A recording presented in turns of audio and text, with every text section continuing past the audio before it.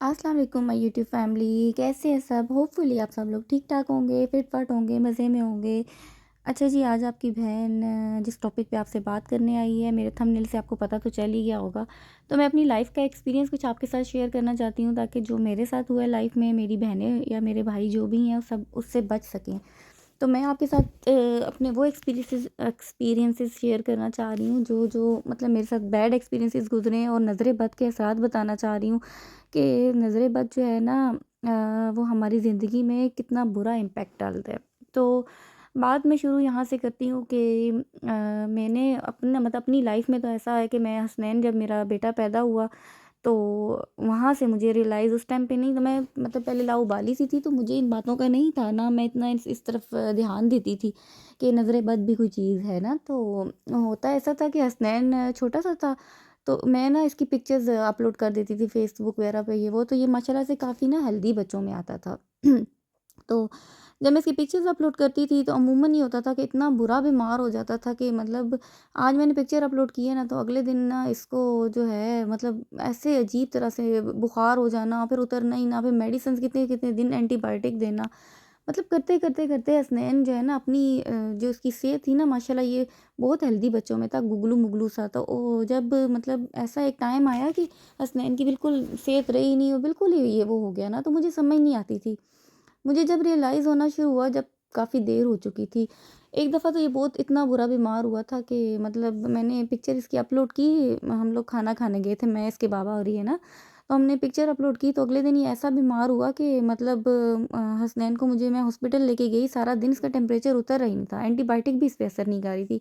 दवाएँ पढ़-पढ़ के, फूँक-फूँक के, ख़ैर बहुत ही मतलब वो था, और मैं इतनी लाउबाली कि मुझे समझ ही ना आया कि मैं क्या कर रही हूँ और किस वजह से बच्चा जो है मेरा बीमार हो रहा है।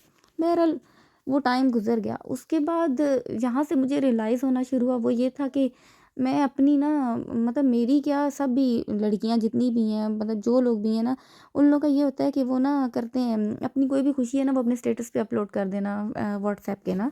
तो सब ने देखना, और ये वो, तो मेरी भी यही आदत थी, मैं, मेरे हस्बैंड कहीं जा रहे हैं, कहीं हम लोग घूम रहे हैं, खाना खा रहे हैं, कुछ भी है, मैं स्टेटस लगा देती होती थी। हुआ कुछ यूँ कि मैंने ना स्टेटस लगाया, और अगले दिन खूब लड़ाई हुई हम दोनों हस्बैंड वाइफ की, और मैं बड़ी हैरान कि ये हुआ क्या, अभी बात भी नहीं थी, और इतनी छोटी सी बात पे हम दोनों लड़े कि वो भी हैरान थे कि हमारी लड़ाई की इसमें वजह क्या थी।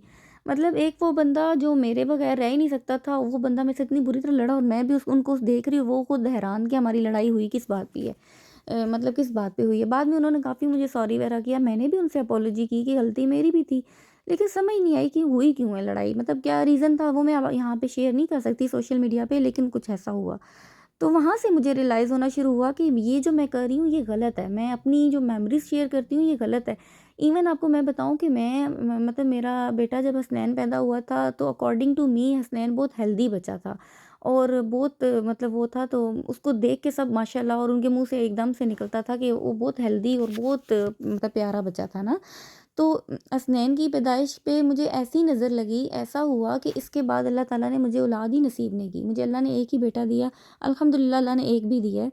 लेकिन मैं बता रही हूँ कि मुझे बहुत बुरी नज़र लगी। उसके बाद मुझे औलाद नसीब नहीं हुई। मेरा पहली औलाद थी, और ऊपर से था भी बेटा। ये हमारे माशरे में है, ये मैं नहीं कह रही हूँ, हमारे माशरे का फ़ैक्ट है कि पहली औलाद हो और ऊपर से बेटा हो, तो और ऊपर से हेल्दी बहुत था। मतलब मैं बहुत स्किनी सी हूँ, और मेरे हिसाब से मेरा बच्चा बहुत हेल्दी था।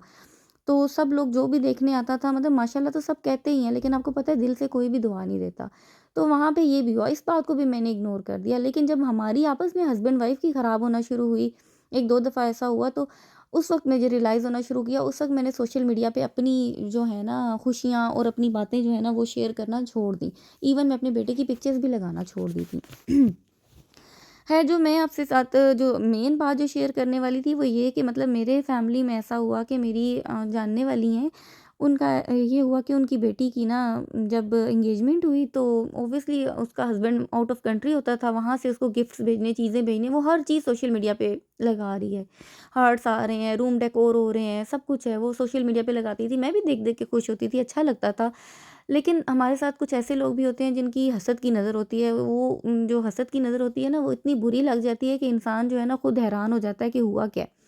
बहरहाल उनको नज़र कैसे लगी वो मैं आपको बताती हूँ। उन्होंने बड़ी फिर धूम-धाम से शादी की, शादी भी धूम-धाम से हो गई, अच्छी हो गई। अच्छा फिर वो जो हनीमून पे जहाँ-जहाँ घूमने गए, इवन उसने छोटी-छोटी जगह के स्टेटस लगाए, कहाँ क्या कर रहे हैं, क्या खा रहे हैं, कहाँ घूम रहे हैं, कैसे वो अपने हस्बैंड के साथ हाथों में हाथ डाले हुए हैं, सब कुछ एक-एक चीज़ का उसने शो किया। वो शादी सिर्फ़ 4 महीने रही, 4 महीने बाद समझ भी नहीं आई कि उस शादी में हुआ क्या कि वो 4 महीने बाद उन दोनों लड़का-लड़की ने एक-दूसरे की शक्ल देखना भी नहीं चाहिए। मतलब एक-दूसरे को ऐसे उन्होंने कर दिया, वो भी और उसके साथ उसका घर, भाई का घर भी बर्बाद हो गया। मतलब दोनों के घर बर्बाद हो गए। हसद ने खा लिया, नज़र ने खा लिया उस घर को, वो बर्बाद हो गए। तो मैं ये कहती हूँ कि मेरी जितनी भी बहनें हैं, जो भी मुझे सुन रहा है, प्लीज़ अपनी खुशियाँ लोगों से छुपाना शुरू कर दें, अपनी खुशियाँ मत शेयर करें। हम लोग अपनी खुशियाँ जब शेयर करते हैं ना, तो हमारी खुशियों को ऐसी नज़र लगती है ना, दीमक की तरह चाट जाती है। आपको पता है, ये तो हदीस में भी है ना कि नज़र बद ना इंसान को या ऊँट को हांडी में डाल देती है, ठीक है? तो अपनी खुशियों को प्लीज़ छुपाना शुरू करें दूसरों से।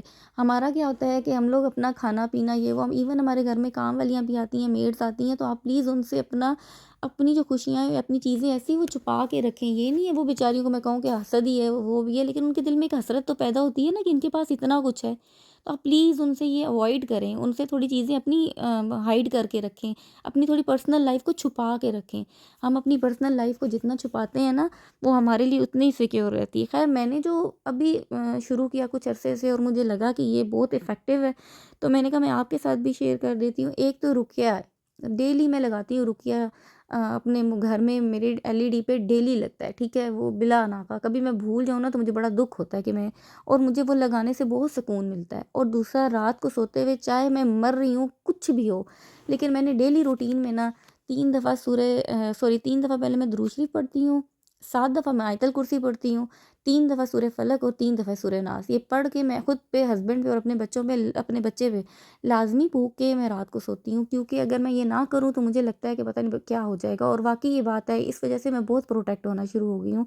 वरना नज़र बहुत लगती थी। ये बात नहीं है कि सिर्फ़ खूबसूरत बंदों को नज़र लगती है, आपकी खुशियों को नज़र लगती है, आपके लाइफ़स्टाइल को नज़र लगती है। तो अपनी ना ज़िंदगी की जो खुशियाँ हैं, अपने छोटे-छोटे से ओकेजन्स हैं, इनको आप छुपा के रखें। मैंने, यकीन माने, अपनी हर चीज़ अब हाइड कर ली है। मैंने खुद को इतना वो कर लिया है ना कि मुझे डर लगना शुरू हो गया है। नज़रे बद से लोगों के घर उजड़ जाते हैं, मतलब इतनी बर्बादी आती है।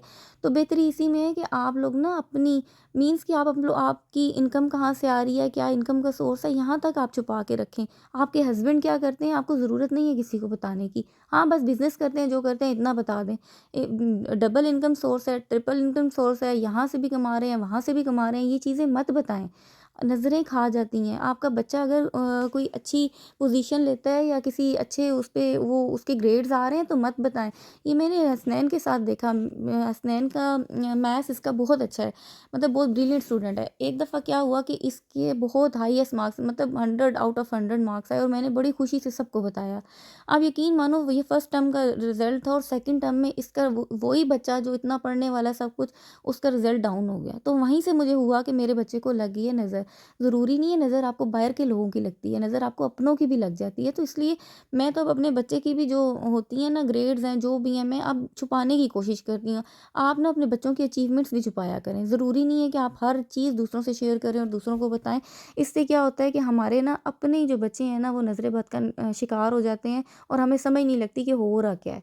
तो बीमारियाँ और ये चीज़ों से जान छुड़ाने के लिए मैं अपनी सब बहनों को, सब भाइयों को कहूँगी कि अपना जो है ना आप, तो ज़िंदगी जो है ना, वो उस आप ना ज़िंदगी में ये चीज़ें अपना लें, तो आपकी ज़िंदगी जो है ईज़ी हो जाएगी।